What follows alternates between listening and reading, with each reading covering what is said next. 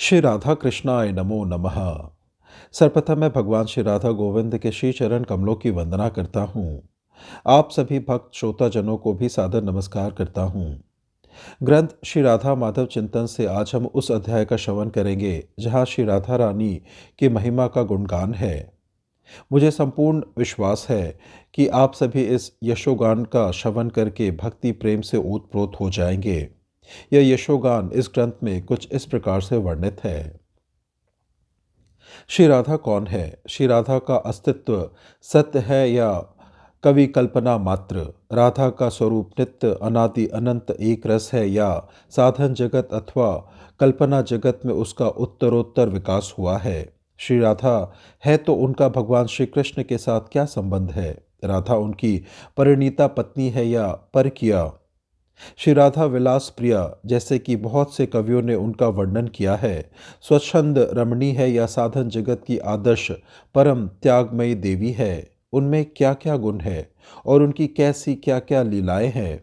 ये तथा ऐसे ही अनेक प्रश्नों का उत्तर देने की न मुझ में योग्यता है, न शक्ति है, न बुद्धि है, न अधिकार और न आवश्यकता ही है। श्री राधा जी के अनंत रूप है, उनमें अनंत गुण है, उनके स्वरूप भूत भाव समुद्र में अनंत विचित्र तरंगे उठती रहती है और उनको विभिन्न दृष्टियों से विभिन्न लोगों ने देखा है। अतएव उनके संबंध में इतना ही कहा जा सकता है कि जो उन्हें जिस भाव से जानना चाहते हैं वे उसी भाव से जान सकते हैं। मुझे तो प्रेमी संत महात्माओं के मतानुसार यही जान पड़ता है कि एकमात्र सच्चिदानंद विग्रह भगवान श्री कृष्ण ही विभिन्न दिव्य रूपों में लीलायमान है। वह एक ही परम तत्व श्री कृष्ण श्री राधा और अनंत गोपीजनों के रूप में दिव्यतम मधुरतम स्वरूपभूत लीला रस का आस्वादन करता रहता है। इस आस्वादन में वस्तुतः आस्वादक तथा आस्वाद का कोई भेद नहीं है। परम तत्व श्री कृष्ण निरूपम निरूपाधि सत्य चित आनंद घन है, सत संघिनी चित्तचीती और आनंद हलादिनी शक्ति है। यह हलादिनी शक्ति स्वयं श्री राधा है, संधिनी वृंदावन बनी है और चिति समस्त लीलाओं की व्यवस्थापिका तथा अयोजिका योग माया है। श्री राधा ही लीला विहार के लिए अनंत काव्य रूपा गोपंगनाओं के रूप में प्रकट है। भगवान श्री कृष्ण एकमात्र रस है और उन दिव्य मधुराति मधुर रस का ही यह सारा विस्तार है। भगवान और भगवान की शक्ति यही वस्तुतः रस तत्व है। अन्य समस्त रस तो विरस, विपरीत रस, कुरस, कुत्सित रस और अरस या रसहीन है। अतएव सच्चिदानंद विग्रह परम रस राज श्री कृष्ण में और सच्चिदानंद विग्रह आनंद संद निभूता आनंद चिन्मय रस प्रतिभाविता रसमय श्री राधा में तत्वत कुछ भी अंतर नहीं है। नित्य एक ही नित्य दो बने हुए लीला रस का वितरण तथा आस्वादन करते रहते हैं, परंतु भगवान की केवल मधुरतम लीलाओं का ही नहीं, उनके लीला मात्र का ही तत्वत एकमात्र आधार उनका परम शक्ति राधा रूप ही है। शक्ति से ही शक्तिमान की सत्ता है और शक्ति रहती है शक्तिमान में ही। अतः अनादि सर्वादि सर्व कारण कारण अद्वय ज्ञान तत्व रूप सचिदानंद घन व्रज रस निधि श्याम सुंदर श्री कृष्णचंद्र और उनकी हलादिनी शक्ति श्री राधा जी का परस्पर अभिन्न तथा अविनाभाव नित्य अविच्छेद तथा ऐक्य संबंध है।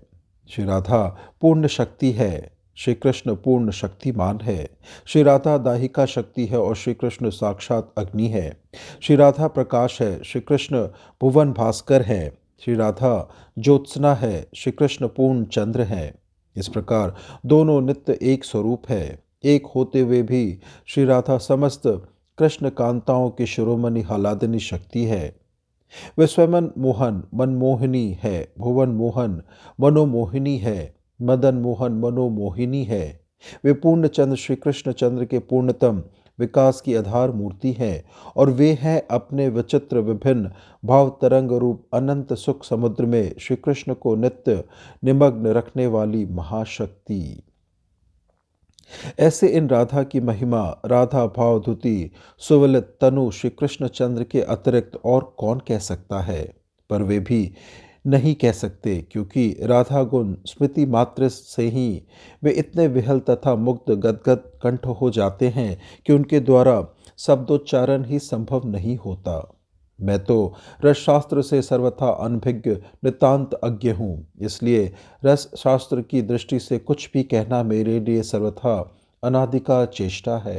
अतः इस विषय पर कुछ भी ना कहकर जिनका दिव्याति दिव्य पद रच कर्ण ही मेरा परम आश्रय है, उन श्री राधा जी के संबंध में कुछ शब्द उनकी कृपा से लिख रहा हूँ। जिन श्री राधा जी की अयचित कृपा से मुझे उनका जो कुछ परिचय मिला है, जिन्होंने अपने महान अनुग्रह दान से मुझे पतित पामर को अपना कर कृतार्थ किया है, वे अपनी अचंत महिमा में स्थित श्री राधा जी ने ना तो विलासमय रमणी है, न उनका उत्तरोत्तर क्रम विकास हुआ है, न वे कवि हृदय प्रसूत कल्पना है, और न उनमें किसी प्रकार का गुण रूप सौंदर्य अभिमान ही है। वे नित्य सत्य एकमात्र अपने प्रियतम श्री श्याम सुंदर की सुख विधाता है। वे इतनी त्यागमयी है, इतनी मधुर स्वभाव है कि अचिंत अनंत गुण गण की अनंत आकार होकर भी अपने को प्रियतम श्री कृष्ण की अपेक्षा से सदा सर्व सद्गुणहीन अनुभव करती हैं। वे परिपूर्ण प्रेम प्रतिमा होने पर भी अपने में प्रेम का सर्वथा अभाव देखती हैं। वे समस्त सौंदर्य की एकमात्र निधि होने पर भी अपने को सौंदर्य रहित मानती है, और पवित्रम सहज सरलता उनके स्वभाव की सहज वस्तु होने पर भी वे अपने में कुटिलता तथा दंभ के दर्शन करती और अपने को धिक्कार देती है। वे अपनी एक अंतरंग सखी से कहती है, सखी रे, हौ अवगुण की खान, तन गोरी मनकारी भारी पातक पूरन प्राण, नहीं त्याग रंचक को मन में भरियो अमित अभिमान, नहीं प्रेम को लैस रहत नित निज सुख को ही ध्यान, जग के दुख अभाव सतावे हो मन पीड़ा भान, तब देहि दुख दृग स्त्रवे अश्रु जल, नहीं कुछ प्रेम निदान।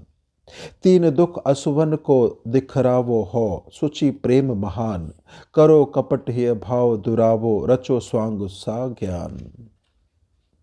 भोरे मम प्रियतम विमुक्त हो, करे विमल मन गान, अतिशय प्रेम सराहे मोकु परम प्रेमिका मान, तुम हो सब मिली करो प्रशंसा, तब हो भरो गुमान, करो अनेक छह ते ही छिन्न हो, रचो प्रपंच बितान, श्याम सरल चित ठागो दिवसनिसी हो करी विविध विधान, दृग जीवन मैरो यह कलुषित दृग यह मिथ्या मान।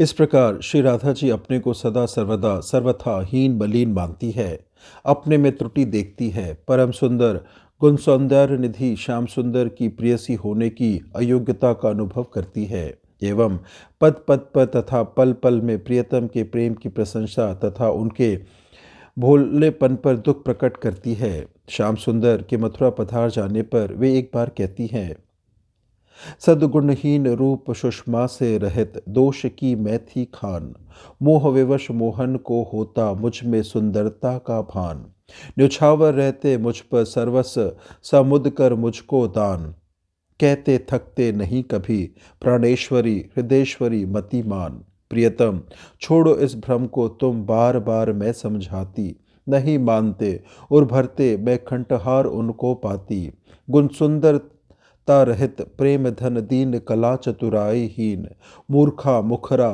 मन मद भरी मिथ्या, मैं मति मंद मलिन, रहता अति संताप मुझे प्रियतम का देख बड़ा व्याह मोह, देव मनाया करती मैं प्रभु हर ले सत्वर उनका मोह।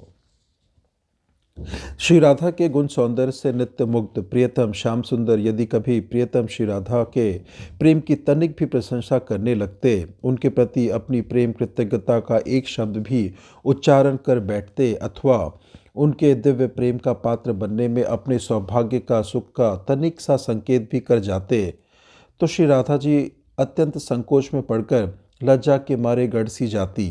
एक बार उन्होंने श्याम सुंदर से रोते रोते कहा, तुमसे सदा लिया ही मैंने, लेती लेती थकी नहीं, अमित प्रेम सौभाग्य मिला पर मैं कुछ भी दे न सकी, मेरी त्रुटि मेरे दोषों को तुमने देखा नहीं कभी, दिया सदा देते ना थके तुम, दे डाला निज प्यार सभी।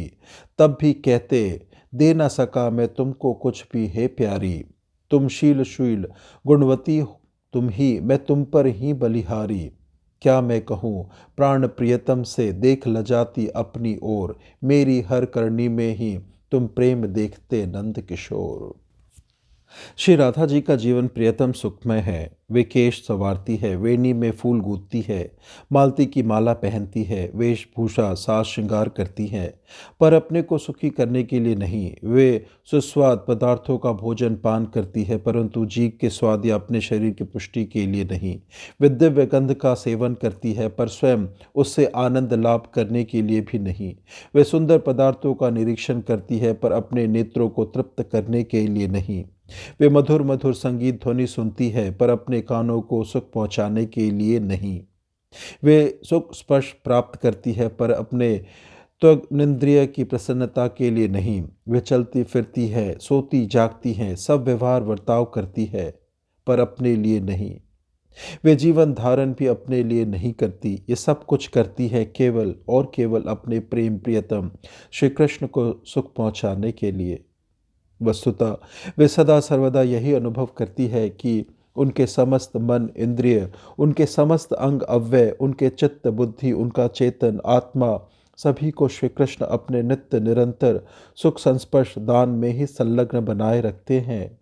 अन्य किसी का भी वे कभी संकल्प भी करे, इसके लिए तनिक सा अवकाश नहीं देते, या क्षण भर के लिए किसी अंग की वैसी स्व संस्पर्श रहित स्थिति ही नहीं देते।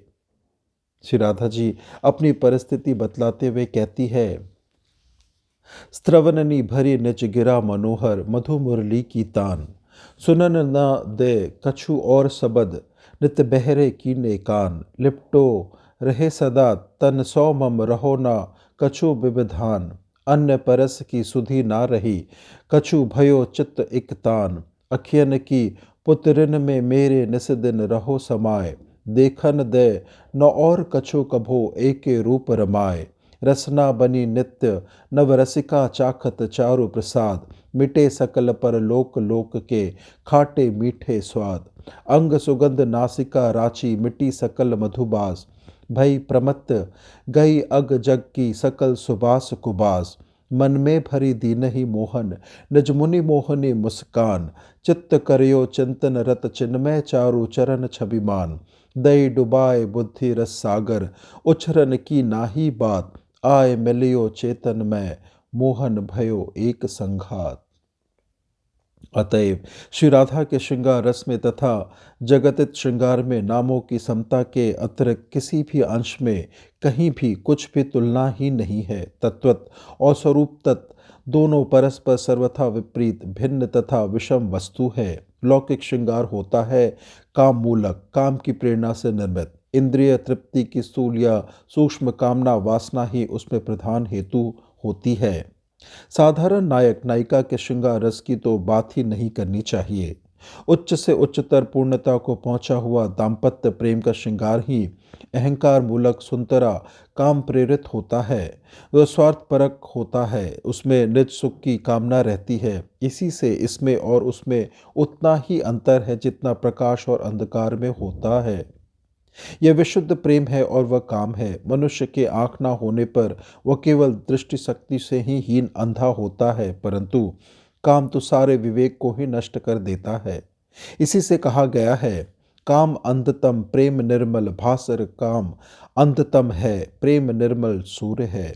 इस काम तथा प्रेम के भेद को भगवान श्री राधा माधव की कृपा से उनके बिरले प्रेमी भक्त वैसे ही जानते हैं जैसे अनुभवी रत्न व्यापारी जौहरी कांच तथा असली हीरे को पहचानते और उनका मूल्य जानते हैं। काम या काम मूलक श्रृंगार इतनी भयानक वस्तु है कि वह केवल कल्याण साधन से ही नहीं गिराता, सर्वनाश कर डालता है। काम की दृष्टि रहती है अंध, इंद्रियों की तृप्ति की ओर, एवं प्रेम का लक्ष्य रहता है ऊर्ध्वतम सर्वानंद स्वरूप भगवान के आनंद विधान की ओर। काम से अंधपात होता है, प्रेम से दिव्यति दिव्य भगवत रस का दुर्लभ आस्वादन प्राप्त होता है। काम के प्रभाव से विद्वान की विद्वता, बुद्धिमान की बुद्धि, त्यागी का त्याग, संयमी का संयम, तपस्वी की तपस्या, साधु की साधुता, विरक्त का वैराग, धर्मात्मा का धर्म और ज्ञान की ज्ञान बात ही बात में नष्ट हो जाता है। इसी से बड़े बड़े विद्वान भी राधा प्रेम के नाम पर, उज्ज्वल श्रृंगार रस के नाम पर पापाचार में प्रवृत्त हो जाते हैं और अपनी विद्वता का दुरुपयोग करके लोगों में पाप का प्रसार करने लगते हैं। अतएव जहाँ भी लौकिक दृष्टि है, भौतिक अंग प्रत्यंगों की स्मृति है, उनके सुख साधन की कल्पना है, इंद्रिय भोगों में सुख की भावना है, वहाँ इस दिव्य श्रृंगार रस के अनुशीलन का तनिक भी अधिकार नहीं है। रति प्रणय, स्नेह, मान, राग, अनुराग और भाव के उच्च स्तरों पर पहुंची हुई श्री गोपंगनाओं में सर्वोच्च महाभाव रूपा श्री राधा की काम जगत से वैसी ही संबंध लेश कल्पना नहीं है जैसे सूर्य के प्रचंड प्रकाश में अंधकार की कल्पना ही नहीं है। इस रहस्य तत्व को भली भांति समझकर इसी पवित्र भाव से जो इस राधा माधव के श्रृंगार का अनुशीलन करते हैं, वे ही वास्तव में योग्य अधिकार का उपयोग करते हैं। नहीं तो यह निश्चित समझना चाहिए कि जो लोग काम मूलक वृत्ति को रखते हुए इस श्रृंगार रस के क्षेत्र में प्रवेश करेंगे, उनकी वही दुर्दशा होगी जो मधुरता के लोभ से हलाहल विषपान करने के लिए या शीतलता प्राप्त करने के लिए अभिलाषा से प्रचंड अग्निकुंड में उतरने वालों की होती है। यह स्मरण रखना चाहिए कि योग्य अधिकारी ही इस श्री राधा रानी के दिव्य श्रृंगार राज्य में प्रवेश कर सकते हैं।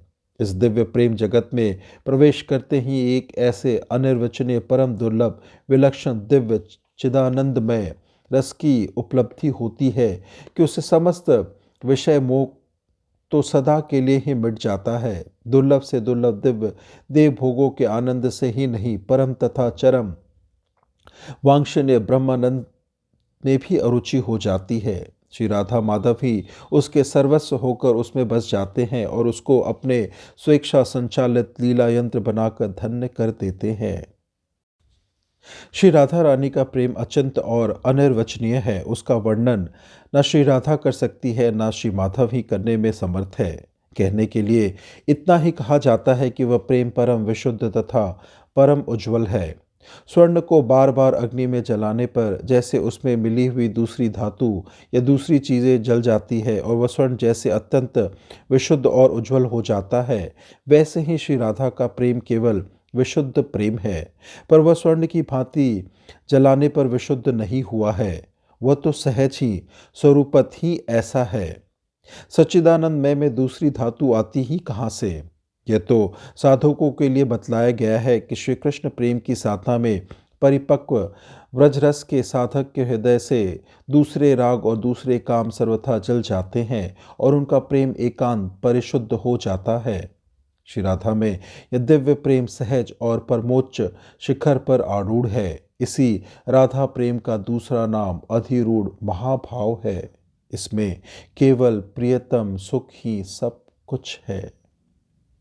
इस प्रकार से श्री राधा माधव चिंतन ग्रंथ से आज के अध्याय की संपन्नता होती है, जहां हमने श्री राधा रानी की महिमा तथा उनके प्रेम के स्वरूप का श्रवण किया। श्रवण करने के लिए और अपना बहुमूल्य समय देने के लिए आपको धन्यवाद। त्रुटियों के लिए क्षमा प्रार्थी हूँ। श्री राधा कृष्णाय नमो नमः।